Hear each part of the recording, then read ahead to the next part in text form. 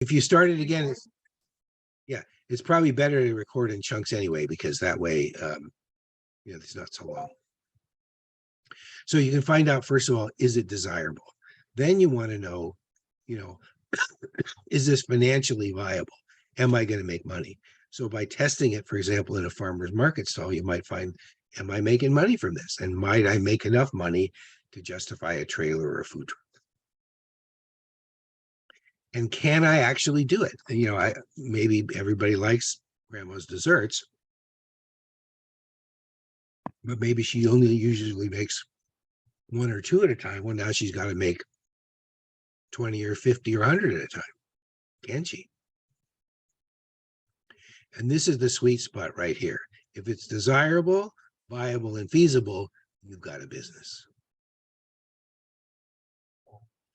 So desirable, so just having a good idea might not be enough, right? Do you know what customers think and what they're buying?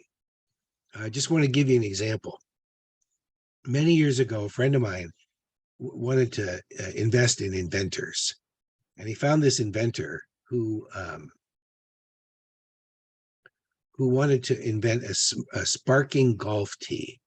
So the idea in golf, when you're hitting the ball, is to keep your eye on the ball. And the idea was that if it sparks, then you'll have an after image. When you close your eyes, you'll see that little, I think it's a little green spot, right? Or white spot that tells you were looking at it. If you don't see it, or if it's off to the side, you weren't looking at the ball. Now, can anybody put in the chat and tell me, Sue Lee, please, if anybody says, why would that be a bad idea?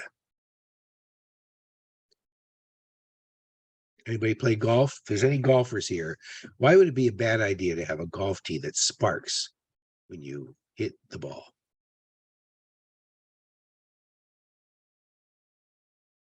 Anything showing up? Yes. Fire hazard. Yeah, at least in the Western United States, there's everywhere on golf courses, there's something called the rough.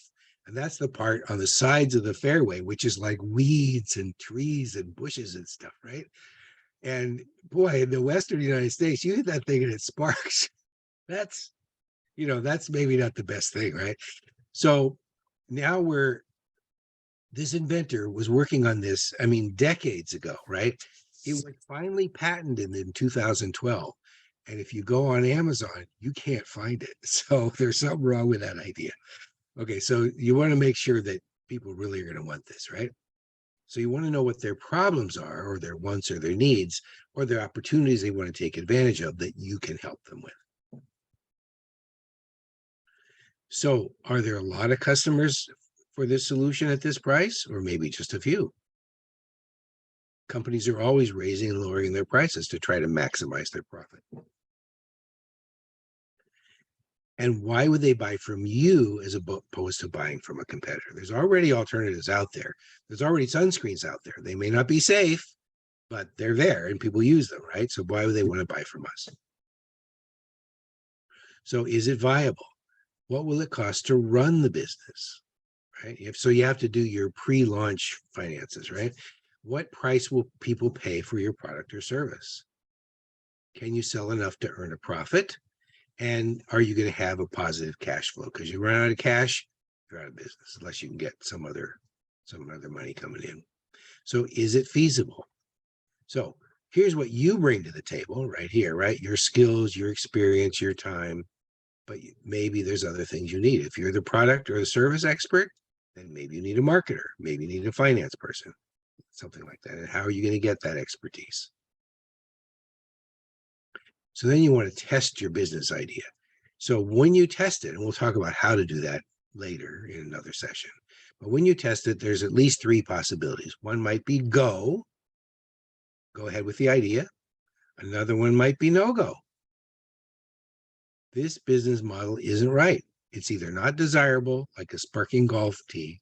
It's not viable, can't get money for it. We're struggling to raise money for the sunscreen company. We're going to find out probably the next couple of months if this company is going to be a go or not, right? Because of the finances. And is it feasible?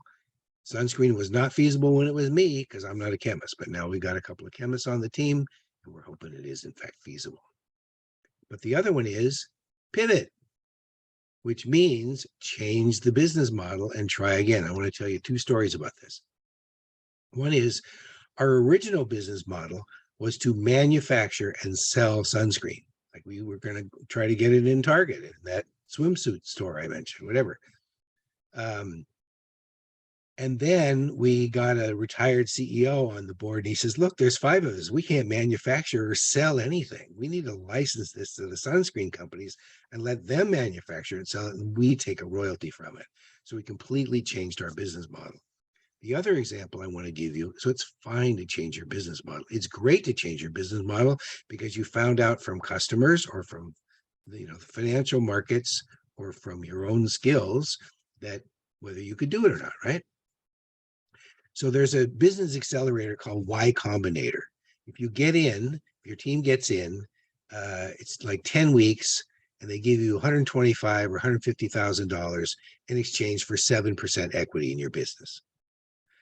And I talked to somebody who went through that program, and he said there was a team that completely changed their business model every week for 10 weeks. And then a week after they graduated, they got $1 million investment. So it's perfectly fine to change, right? You want to change based on what you learn from testing your business model. Okay, so you want advice before you spend money. Do your trusted people believe in the idea? You want to test it on potential customers, as I mentioned. You want to be objective. If you get bad feedback, use that feedback, right? Be realistic. Find a pivot and modify, and you want to learn about your minimum viable product. What is the minimum thing you can do that you can show to somebody? We could make, we could buy some empty tubes of sunscreen or filled with, I don't know, caulk or something, and then have our stuff printed on it. We could show it to people and just say, what do you think, right? We can't sell it because it doesn't have sunscreen in it, but we could do that. And then learn about pivoting and learn about the SWOT analysis, which is your strengths, your weaknesses, which is the internal stuff, and your opportunities and threats, which are external. You want to think about threats from competitors, opportunities because of Hawaii in the case of the sunscreen. Strengths are we got this great chemistry professor on our team. Weaknesses is we haven't found money yet. So you want to evaluate all of those things. So you want to think in terms of your product. What are the costs of goods sold? What do the goods cost you? And then what do you sell them for? What's your supply chain? And if you're producing the goods, what is your production process? And if it's a service, what's the value of that service and what's its growth potential? So again, on your customers, are you a business to business company or are you a business to customer company? We changed in the sunscreen business. We were going to sell to customers. We're not anymore. We're only selling to sunscreen companies. Early adopters, they're like the people who spent all night waiting outside the Apple store to buy the first iPhone, right? And the second and the third and the 14th iPhone, whatever. These are people, you just tell them, hey, we got this safe sunscreen. Great. How much does it cost? I want to buy it, right? So you want to make sure you find those people. These are people who are waiting. They're just, oh my God, we want this. Thank you for telling me about it, right? And then target customers is everybody else who you think might buy this. You might need to segment that market, right? People who would like or could use your product. They're not the ones waiting for it, but they might buy it. You have to know about your competitors. Who's already in the market? What do they do well? Can you do that? Because people don't want sunscreen that's just safe and effective and environmentally friendly. They want it to be easy to put on and take off. They want it to smell good. They want it to be at a reasonable price, right? So we have to know, can we do that? And what do they do badly? Well, in our case, it's unsafe sunscreen, right? I didn't even mention it gets in the human bloodstream and the FDA doesn't know if it's safe or not. So that's where we come in, right? We have to do the stuff they do well, but we have to definitely do the stuff well that they do badly. We have to make sure we fit in the price scheme, right? Sunscreens go anywhere from like $5 to $45 or more dollars, where the average price is maybe 13. So we have to decide where are we in that. Okay, and where are you going to operate? Davis, Winters, Woodland, West Sac, somewhere else. You have to think about a physical space or location. Maybe it's your home, maybe it's not. What territory are you going to operate in? Global, national, state, county, local, whatever. Are you going to have an online presence? And if so, how's that going to relate to your business? So I want to just summarize. We're going a little quick now because we're getting close to the end of time, but we cover how do you go from the idea to reality? So you have to have a vision, goals along the way, objectives and activities to help you meet those goals. Test the idea, get clarity about, whether you can actually make this happen in terms of your product or your service, customers, competitors, location, etc. Last poll. Yes, sir. We have poll 4 and poll 5. Oh, I'm sorry. Let's do poll 4. We may or may not have time for poll 5. Okay, launching it. And I'm going to read the question for Great. Amy again. One of the things you should do when evaluating your business idea is to look at the internal and external factors that will help or hinder you in being successful. What is it called? Options are SWOT analysis, SWOT, Pareto analysis, PREATO, or SCORE analysis, SCORE. And by the way, that's my bad on the spelling. It's supposed to be Pareto analysis, PARETO. I got that wrong. Thank you. There. Usually I only switch 2 letters, but sometimes I switch 3. Okay, so half of the people have weighed in and they all said it was the SWOT analysis. So that's great. Here's the results.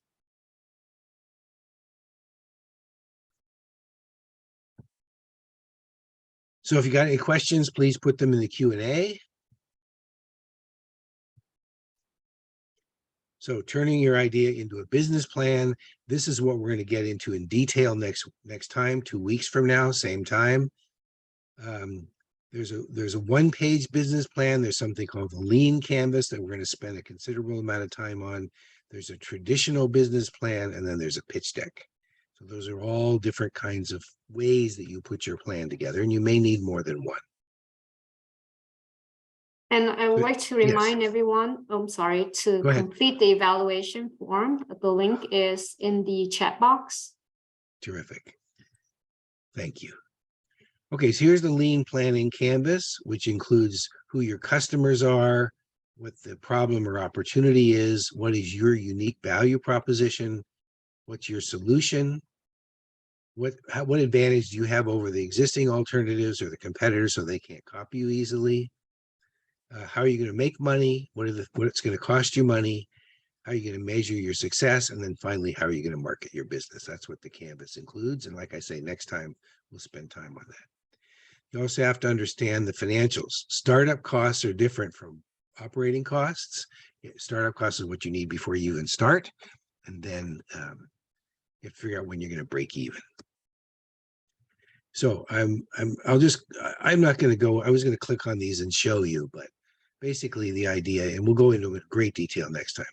Traditional business plan is usually many pages, sometimes several. 1-page plan came along in the 90s, I think. Lean canvas is more recent. Pitch deck, people have been using that, I think, since about the 80s or so.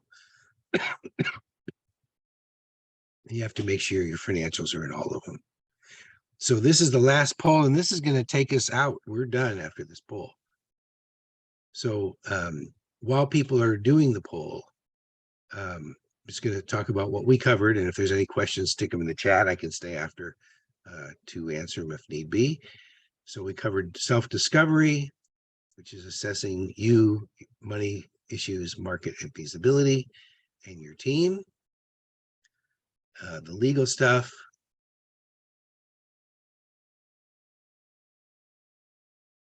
And the idea to reality stuff, visions, goals, objectives, activities, testing the idea, getting clarity about all those things.